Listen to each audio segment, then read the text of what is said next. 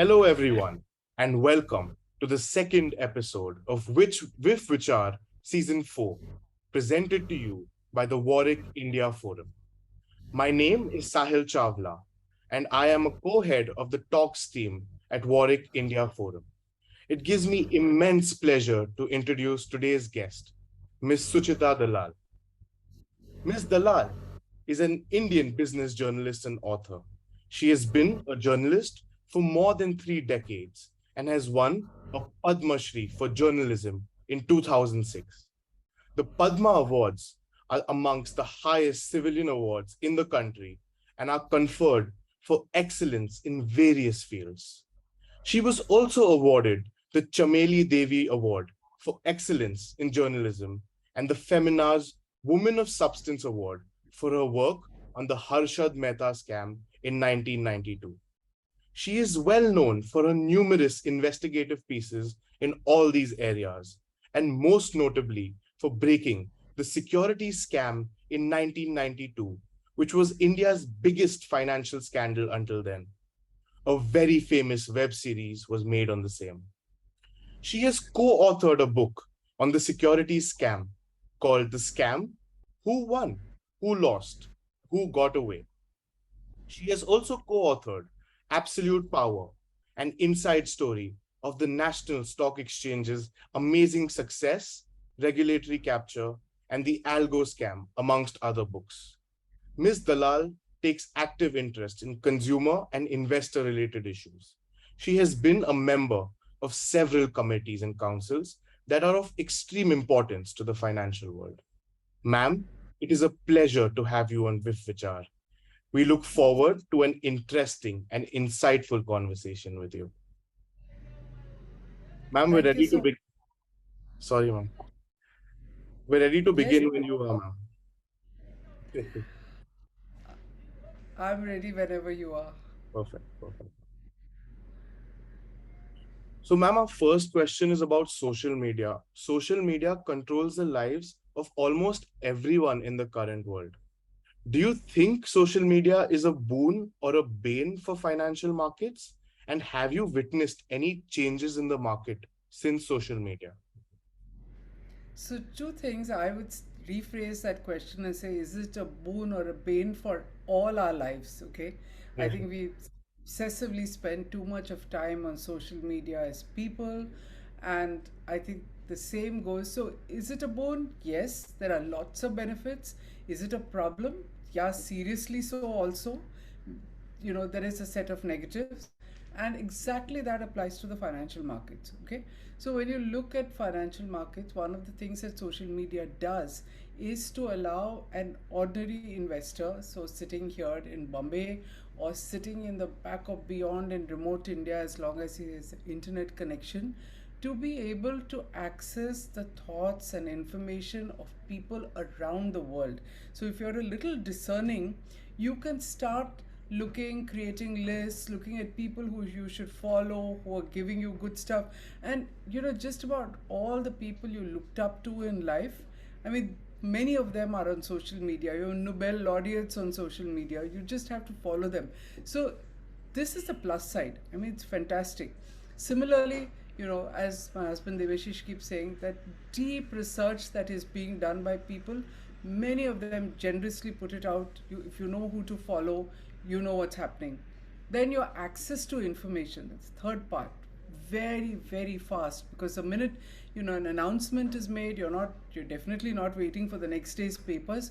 But today, at least in India, all government ministries, everybody is on the net, so you have access to information really fast. Okay, so I think these are all the humongous benefits, and there's I think we would be badly off without them.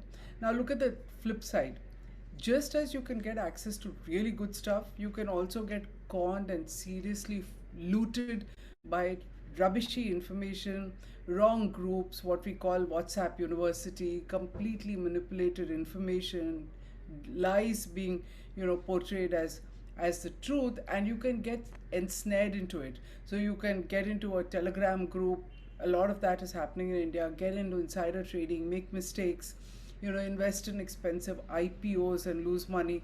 So that's all the negative side. But as with everything else in life, especially investments, you will just have to, be much more discerning. And for people like us who are on social media, it's, as a journalist, it's a good way for us to reach out to people on many things, okay? So not just our articles, but like say yesterday, I would have been attacked with a negative story. I was able to put out a statement last night which reaches out to a lot of people. Good or bad, I could put out my thoughts to more people instantly. So I would say ignore the bad and focus on the good because the good is enormous. Yes, ma'am. And thank you for that insightful answer. You spoke about how people get manipulated by social media, and I think that has happened to lots of people. Are there any ways a user can be aware, and what can he do to make sure this doesn't happen to him? It's just that you have to be careful. So you look at investments, okay?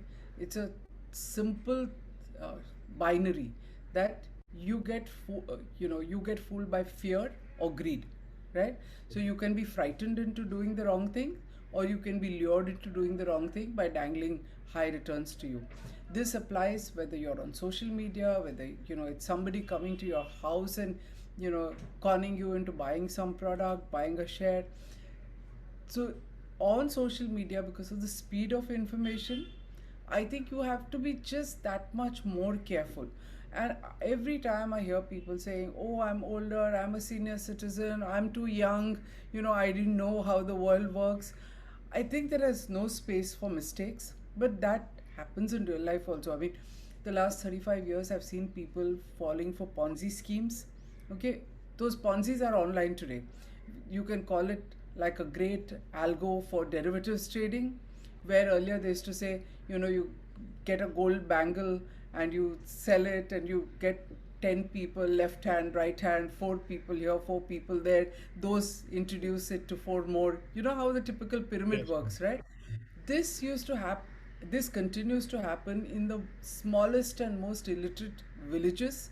To it's now just gone, become sophisticated, and is on social media and online, right? Right. I mean, we did a financial literacy seminar for underprivileged children who had won scholarships. And while I was doing my usual how to be safe with your money, safe and smart with your money talk, when it came to Ponzi's, I was like, should I waste my time talking about this? Because why would these kids have any exposure to it? So I said, okay, let me just say a few words and look at the level of interest. And if they seem interested and they seem to understand, I'll talk a little more. I was astonished at how engrossed they were. And at the end of it, they had innumerable questions. And one or two of them, one kid especially, which I can't forget, tells me that, ma'am, I have kept telling my mother, who used to be and their amounts are small. It was a 200 rupee thing she was being ensnared into. And he said, I kept telling her, you cannot get easy money. It's not so simple. But I couldn't explain why this whole right hand, left hand doesn't work. Now I've got the explanation. I'm going to go back and tell her. I, I think it's amazing that this can happen. So you get fooled everywhere. You have to have your feet on the ground. You have to have your thinking cap on all the time. And it doesn't matter whether there is social media or not. That's life. Right.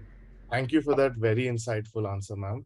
This second question is a very popular question. It's about the web series and your book. So, ma'am, can you throw light on whether there is a difference in the web series Scam 1992 and the book you co-authored? The scam, who won, who lost, and who got away? So, yeah, there's a huge difference in the simple fact that the scam, though everybody thinks, they've got a PhD in the Harshad Mehta scam because they watched 10 episodes, that is less than 1/6 of our book. Okay? Because the whole series is focused on just one man, and of course, it has portrayed him in a highly sympathetic light, and so they made it out like he was a scapegoat sometimes, or it was a loophole. It was not a loophole. So if you read our book, the scam was not about Harshad Mehta alone. He was just the first story. In fact, what sort of unraveled, almost like a chain stitch, was that the scam was had engulfed the entire market, brokers, banks, institutions, public sector, private sector, foreign banks. So the book is about Harshad Mehta, the book is about Bhupen Dalal, Hiten Dalal, Canara Bank, State Bank, of course, where it all starts, National Housing Bank, Standard Chartered, a huge role, Citibank, a huge role, bunch of brokers from Calcutta, and all these are completely separate chapters. And then, of course, how the whole thing was repeated again in 2000 when the Ketan Parekh scam happened. Literally identical. Ketan was a crony of Harshad, part of this little group around him. So, Scam 92 has, for simplicity, I think what happens is when somebody is making a television series, they don't want to clutter minds with too many characters, too much of digression. So if you read the book, it's highly complex. Some people find it too technical and difficult to understand. We have actually written it like a thriller, and so lots of lay people can definitely understand it. But the book is just far bigger, and the series is about one sixth of the book. Right. Thank you for that answer, ma'am. I recommend every viewer to read the book. I can, in fact, see it right behind ma'am. That's true. Um, Ma'am, you often speak about this on your Twitter, in your articles. So what are your opinions on SEBI's efforts on preventing insider trading? Do you think they're taking the correct measures? And if any, could you shed light on them? So India was a country which until 92, which was of course before all of you were born, did not even have insider trading rules. So the rest of the world had rules much earlier. The US I think had them in sometime in 1934 or something. We didn't bother with them. We didn't have a securities commission, a watchdog. So all that happened post 92, partly accelerated because of the security scam and how big it was.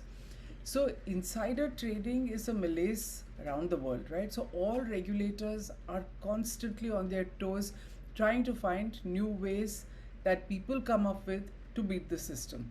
So you asked me about social media. So today insider trading has moved on to social media. The definition of insider trading also has changed. So earlier, who was an insider? An insider would be someone working in a company or the promoters of the company, their wives, their children, their relatives. Then again, without social media, it would move to maybe you go to a club and you talk to some of your buddies, and they would become insiders if they've got information in advance. Today it can be someone you shared it on Facebook. So if you create a little pool of insiders and you do a deal with someone, you could easily talk to somebody who's one of 400 people on your Facebook account. You have carefully chosen just 5 of them to share something with, and you can buy. It's so difficult for a regulator to understand, to use technology. So then of course there is technology. Okay, so today there is real time trade data which is being looked at by algorithms and artificial intelligence to look for all the little signals where there's a blip which shows that this is out of the norm. Okay, including whether an individual does something unusual. So if I'm the kind, and these are, I'm when I'm talking about it, I'm not talking generally. These are all insider trading cases that have been heard by SEBI and heard by SAT. So there is somebody who does not ever trade more than 5 shares and 10 shares at a time, and all of a sudden one day he's buying 1,000 shares of something before an event happens, Right. and waiting until for a month and getting rid of it, or buying 4 5 shares, or deliberately buying. And this is a case where an ordinary housewife is buying 1 share at a time, little above the market, to help in manipulating the price up. So these are all things that are being thrown up by sophisticated artificial intelligence powered algorithms that regulators have. Okay, then they have the tough job of connecting and saying, okay, I found these 20 guys doing very, very unusual trades, and they seem to be smart enough to know that some company is going to merge, or some company is going to give an unusually high dividend or bonus or whatever. So the regulator then has a tough job of finding linkages to someone in the company to say, was it insider trading? Okay, or when something is being rigged up? Is there market manipulation? Who is buying these shares? Who's benefiting? Who is the power behind it? And that's a lot of investigative work that a regulator has to do, which they do regularly.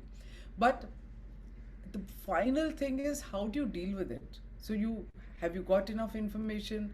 Do you have enough to prosecute? Are you jumping the gun and making allegations and then you can't prove them? So all kinds of things are happening at that end. In fact, very recently in Money Life, we put out a study where we commissioned two law school interns, worked with a securities lawyer who mentored this project, and analyzed a series of path breaking, so game changing orders where, you know, SEBI's investigation was either found faulty and so it was thrown out, or the orders were found excessive, or SAT doesn't seem to have, you know, taken a correct perspective and diluted things. Things have gone to the Supreme Court. So there were about 33 path breaking orders over the years, even while regulation is being sort of tightened and changed, which we have analyzed and put out. So that is there on the Money Life Foundation website. So it's a work in progress.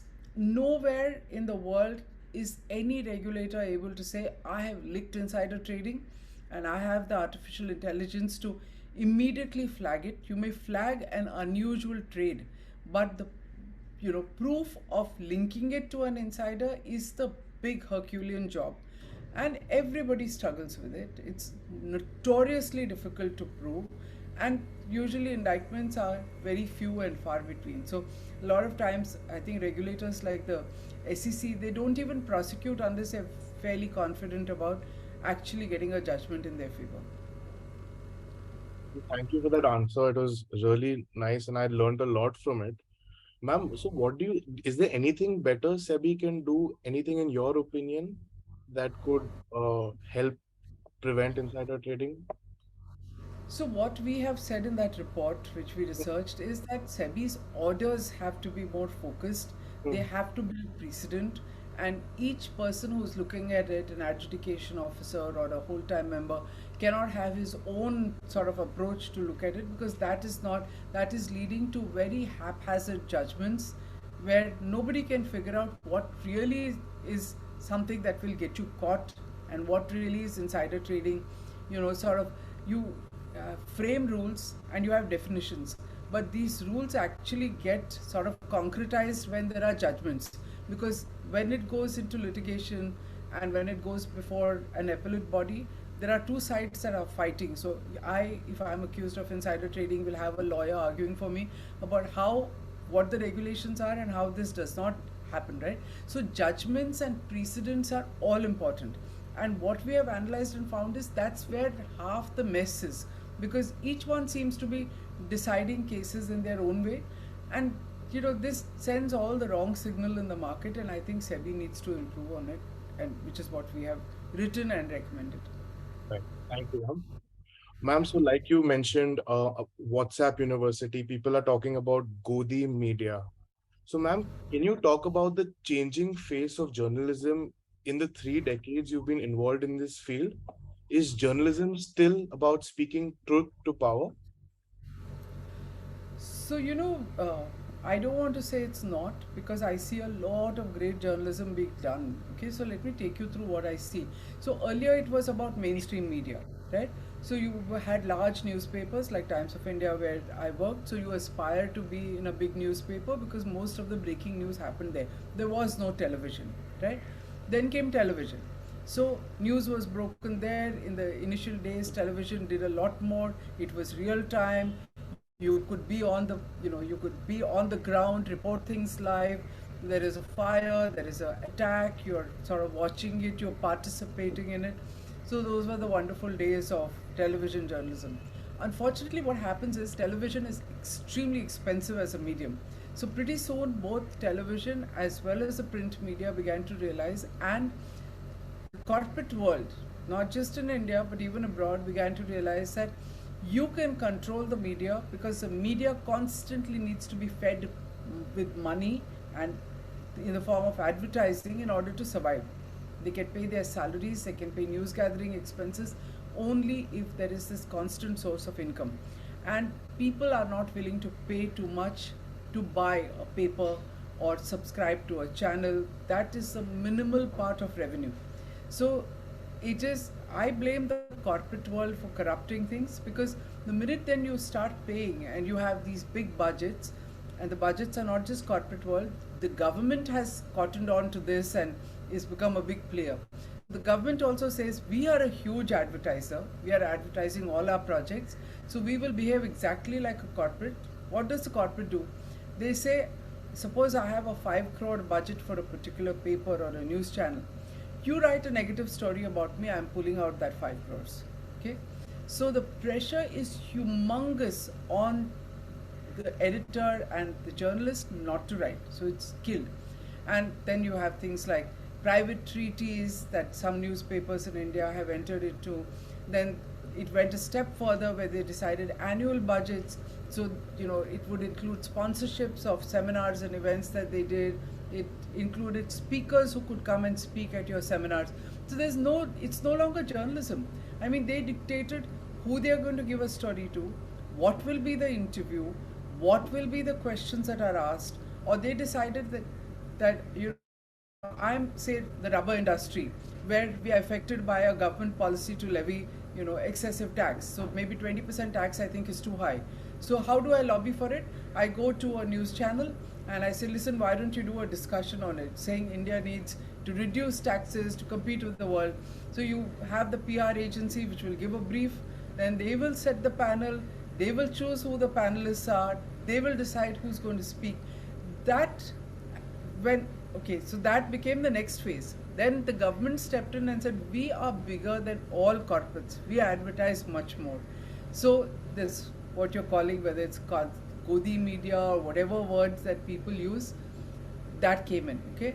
And this, whichever is the Godi media, changes depending on who the government in power is. So it's not like this government has its favorites, the previous government also had its favorites. And definitely they are beneficiaries of large amounts of advertising.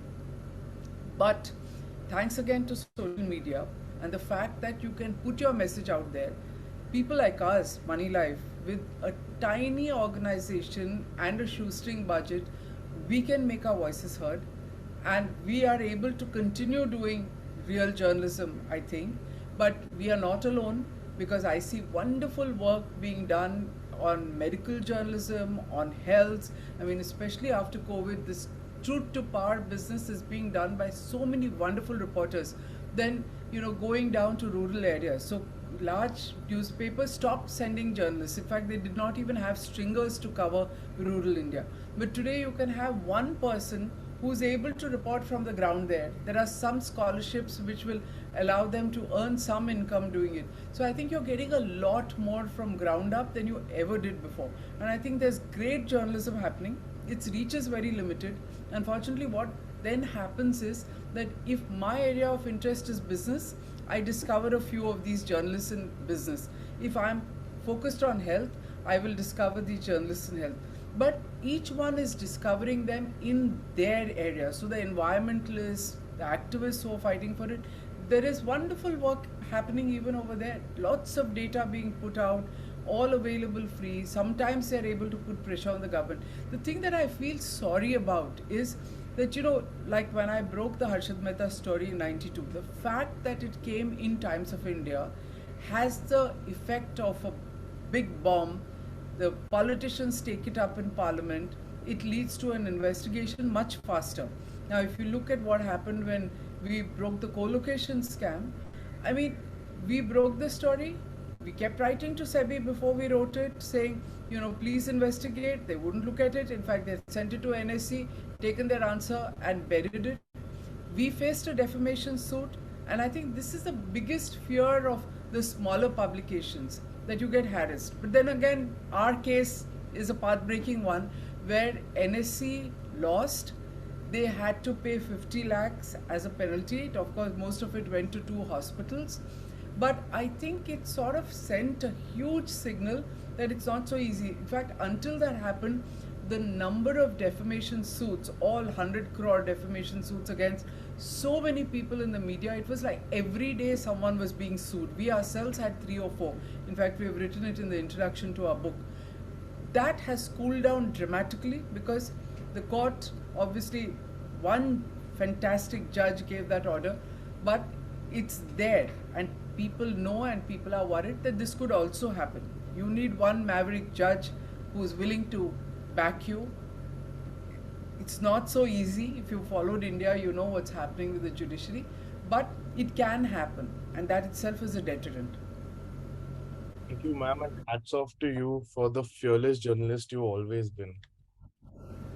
Um, Ma'am, you spoke about how you had a financial literacy class for underprivileged children, and I've read about your NGO doing lots for that. So, ma'am, do you believe financial literacy is the need of the hour in India? Not just in India, all over the world. In fact, we keep saying that our minds ordinarily are not hardwired to keep thinking about numbers. So, one of the slides that I show in my financial literacy seminars is that who is it that you have to worry about? Okay, so if you see a tiger coming, over millions of years, your adrenaline starts pumping and you are ready for flight because you know that you're likely to be eaten by the tiger, right? Who's going to cheat you of your money and completely beggar you? Most probably a relationship manager in a bank, looking very sophisticated, probably wearing a tie, smooth talking you. You're going to invite him to your house. Give him a cup of tea. He's going to tell you, this is a fantastic investment. Or the friendly sounding guy on WhatsApp or on Telegram who says, I am this genius and I have this trading strategy and I've made 500% returns every month over the last 1 year, or okay, not 500%, even if he makes 20% every month, it's humongously high. So you fall for it, right? He puts out some hocus pocus. So the threat that you have for your finances comes from people who look like you and me.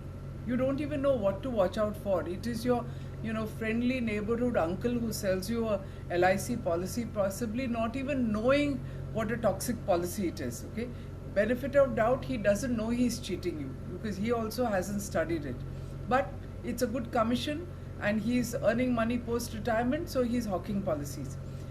This is what you have to beware of. Okay, and that's why understanding and knowing financial literacy is not about whether I know how to read a balance sheet, whether I know what is the kind of returns I should get on something. I track my stock prices and I do my analysis. That's not good enough. In fact, even when you're investing in equity, when you buy something at what price and whether you ever get out. And if you say, like Warren Buffett will say that my time horizon is never, okay, for selling, but I don't think it always works like that for everyone. And this is a difficult part of financial literacy, and I keep saying forget about the more sophisticated stuff about derivatives or equity, which I think comes on a higher plane. You make mistakes in which bank you open an account with. You make mistakes in what insurance you buy. You make mistakes at such basic levels where you say, oh, I don't understand numbers. In fact, again, Debasis says people's eyes glaze over when you throw four numbers at them. So they're desperately seeking people to say, here's a check, you handle my money. And 1 year later, they'll come back crying saying, oh, my wealth manager took me for a ride. All my blue chip investments are gone. This is the story that's happening repeatedly. And then there is technology. So, frauds that are happening online are even more difficult for people to decipher, especially senior citizens. It's a whole new ballgame, and I think financial literacy is important from the youngest person to the oldest. There's no escape because today you can't avoid online transactions. And I keep telling people, don't make the excuse that I'm a senior citizen, I can get away with not knowing. No, you can't. You will just have to be careful. You'll have to learn basics. Thank you for that answer, ma'am. I always thought when I came to university, I mean, I didn't know what to do with my finances. And I wish that they taught me something in school, because if we even had a class once a week that taught us about financial literacy, it would help a lot. What are your views? Do you think children should be taught financial literacy from when they're very young? That's what everyone says, and we tried very hard to sort of get people to start teaching it in school. But as somebody in the education sector told us, I he says that, I don't know how much burden do you want to put on school kids, because environmentalists want environmental awareness, others want, the whole gender based thing, sensitivity training and whatever to happen in school. You guys want financial literacy. When are they ever going to finish their basic curriculum? And I quite agree, it's a difficult thing about where to bring it in, how to bring it in, but I think some amount, especially through game playing, and there's so much of psychographic research that's happened, which is all about financial literacy, the ability to say no, the ability to hold off. I mean, instead of getting this great investment that is going to give you a multi bagger, as they say, even if you invest sensibly in something that gives you good, steady, nominal returns and don't make mistakes, you are probably ahead of more than 70% of people around you, because everybody else has ups and downs while you have stuck to steady. So in India also you'll hear people saying, I stuck to fixed deposits, which worked in India because interest rates were high, and now interest rates are collapsed. That's no longer an option. But I think they should start financial literacy, at least in a wider sense. Do like 2 3 classes a year, as special classes. Even that should be good enough, starting from the 6th or 7th grade. Thank you for that answer, ma'am. Ma'am, adding on to this, ma'am, what are your views on cryptocurrency? What do you feel about it? To my mind, anything that is not regulated, okay, is a no-no for me. So there are people who will say, well, we make a lot of money with gaming, why just cryptocurrency? Or, you're stupid, I've made $1 billion. So good luck to them. Everything that I say or we teach at Money Life Foundation is aimed at the ordinary middle class person with hard earned money, salaried people, not the guys geniuses or people born with a silver spoon with a lot of money to spare. So I feel experiments like cryptocurrency, or even making money on gaming, if you're smart enough and you have that willpower to say, okay, 20% of it I'm going to keep, then I'm not going to whine when I lose money. So I have written this, right? So now you know how so many of those cryptos have vanished or have collapsed. The same people who said, well, you fuddy duddies don't understand anything, they suddenly wake up and say, where's the regulator? Why isn't it being regulated? But you went into it with your eyes open, right? So our thing is a little different. We say, even when it's regulated, it's so difficult to get grievance redress, okay, or justice, especially in a country like India where legal systems are slow. If it's not even regulated, what hope in hell do you have? What do you know who you're dealing with? The exchange itself vanishes overnight. It's raided. In India, there have been raids on 3 occasions. So whole exchanges vanish. Forget about your currency or your money. Now, if you want to take a risk with that, good luck to you. But I feel it's not even a direction in which I want to go. So there's a difference between currencies and blockchain. So there's a blockchain technology which is being used for a lot of different things, which is quite different, maybe good, is in fact being adopted, right? But cryptocurrency, my view is stay away without regulation. Thank you for that answer, ma'am. With that answer, we come to the end of our very, very insightful interview. Thank you for taking the time to join us for this WIF episode, Ms. Dalal. This was certainly very insightful, and it has truly been an honor hosting you. Thank you, Thank ma'am. you so much. It is a pleasure to be here. Thank you.